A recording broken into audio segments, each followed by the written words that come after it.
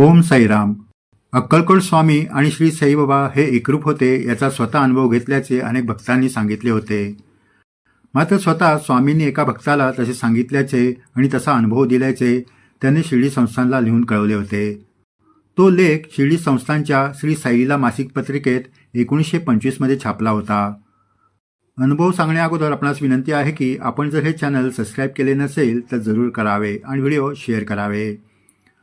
मुंबईत ताडदेव येथे राहणारे रामचंद्र केशव नाईक यांनी 25 जुलै 1925 रोजी काकासाहेब दीक्षित यांना पत्र लिहून ही सारी हकीकत कळवली होती.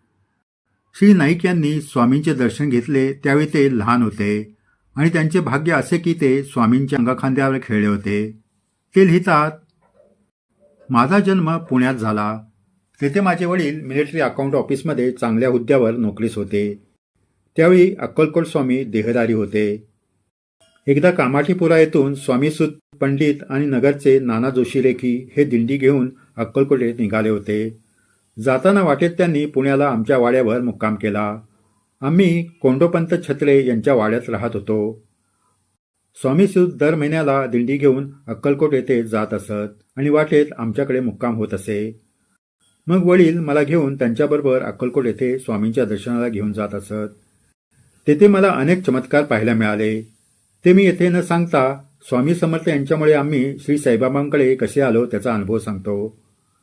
अक्कलकोट स्वामींचे शिष्य स्वामीसुतांची मुलगी सिद्धाबाई आणि मी त्यावेळी लहान होतो. हल्ली त्या स्वामीसुतांचा स्वामी कार्याचा वारसा चालवत आहेत. यासाठी त्यांनी मुंबईतील चेंबूर येथे स्वामींचा मठ स्थापन करून त्यांची सेवा करीत आहे. आम्ही दोघेही लहान असताना स्वामींच्या अंगाखांद्यावर खेळलो आहे हे आमचे भाग्य. असे आनंदात दिवस जात असताना एके दिवशी स्वामींचे शिष्य बाळप्पा महाराज यांची तार माझ्या वडिलांना आली. त्यात लिहिले होते की अक्कलकोटचे स्वामी आता समाधीस्थ होत आहेत, तेव्हा त्यांच्या दर्शनाला यावे. तार मिळताच वडील मला घेऊन अक्कलकोट येथे गेले. अक्कलकोटमध्ये पूर्ण शांतता दिसत होती. स्वामी समाधी घेणार याची माहिती झाल्याने सर्वजण दुःखी झाले होते. स्वामी सर्वांचे समाधान करीत होते. माझ्या वडिलांनी स्वामींना दुःखी मनाने विचारले, महाराज, मला आणि या मुलाला आता कोण आधार आहे? आपल्या मागे या भक्त मंडळींनी कोणाकडे पाहावे? यावर स्वामींनी आपले चर्मपादुका माझ्याकडे टाकल्या आणि सांगितले, याची पूजा करीत जा. अहमदनगरमधील शिर्डी गावात माझा अवतार आहे. तेथे जाऊन माझ्याप्रती तुम्ही जे प्रेम दाखवता तेच प्रेम त्यांना द्या, म्हणजे तुम्हाला माझी आठवण न होता सुखाचे जीवन जगता येईल. याप्रमाणे आम्ही तेथे काही दिवस राहून लक्ष्मण पंडित, नाना जोशी रेखी, माझे वडील आणि मी असे शिर्डीकडे जाण्यास निघालो. जाताना वाटेत नाना जोशी रेखी माझ्या वडिलांना म्हणाले, आम्हाला शिर्डीत राहणारा वेडा फकीर माहीत आहे. महाराजांनी तुमची फक्त समजूत काढली असावी. आम्ही त्या फकीराचे पाया पडणार नाही. तुम्हाला त्यांच्या पाया पडायचे असतील तर त्यांच्या पाया पडा आणि स्वामी समर्थ म्हणून नियमित शिर्डीला जाऊन त्यांची सेवा करा. हे ऐकून सुद्धा माझ्या वडिलांचा निश्चय ढळला नाही आणि ते सर्वांबरोबर शिर्डीस पोहोचले. त्यावेळी श्री साईबाबा तरुण होते. आम्ही जेव्हा त्यांच्यासमोर गेलो तेव्हा आम्हाला पाहून ते आपल्याशीच काही बोलू लागले. नीट लक्ष देऊन ऐकू लागलो तर नाना रेखी आणि माझ्या वडिलांमध्ये जे संभाषण झाले तेच ते बोलत होते. माझ्या वडिलांना ते ऐकून आश्चर्य वाटले. तेवढ्यात बाबांनी माझ्या वडिलांकडे पाहून म्हटले, ते दोघे कर्मठ ब्राह्मण आहेत. तू आणि तुझा मुलगा वाटल्यास माझ्याकडे आले तरी चालेल. नाना जोशी रेखी यांनी वाटेत वडिलांना बाबांबद्दल जे सांगितले ते बाबांनी ओळखले होते. नंतर बाबांनी माझ्या वडिलांना त्यांच्या लिंबाच्या झाडाचा पाला आणण्यास सांगितले. माझ्या वडिलांनी तो आणला. तेव्हा तो सर्वांना खाण्यास सांगितला. तो सर्वांनी खाल्ला.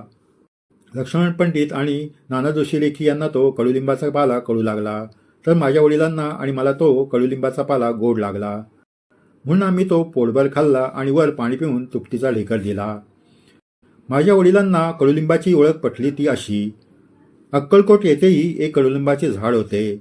त्या झाडाची अर्धी बाजू स्वामींनी गोड केली होती, त्यामुळे त्या झाडाचा पालासुद्धा गोड लागत होता. इतकेच नाही तर दत्तस्थान गाणगापूर येथेही एक कडुलिंबाचे झाड मंदिराजवळ होते. त्या झाडाचा पालासुद्धा गोड लागत असे. जेव्हा गाणगापूर येथून तेथील भक्त स्वामींच्या दर्शनाला आले होते तेव्हा स्वामींनी अक्कलकोट येथील कडुलिंबाच्या झाडी पाने त्यांना खाऊ घातली. तेव्हा त्या भक्तांना ती गोड लागली. त्यामुळे त्यांना खूण पटली की नरसिंह स्वामी म्हणजेच अक्कलकोट स्वामी आहेत. तसाच अनुभव माझ्या वडिलांना लिंबाचा पाला गोड लागल्याने आला की स्वामी म्हणजे श्री साईबाबा आहेत.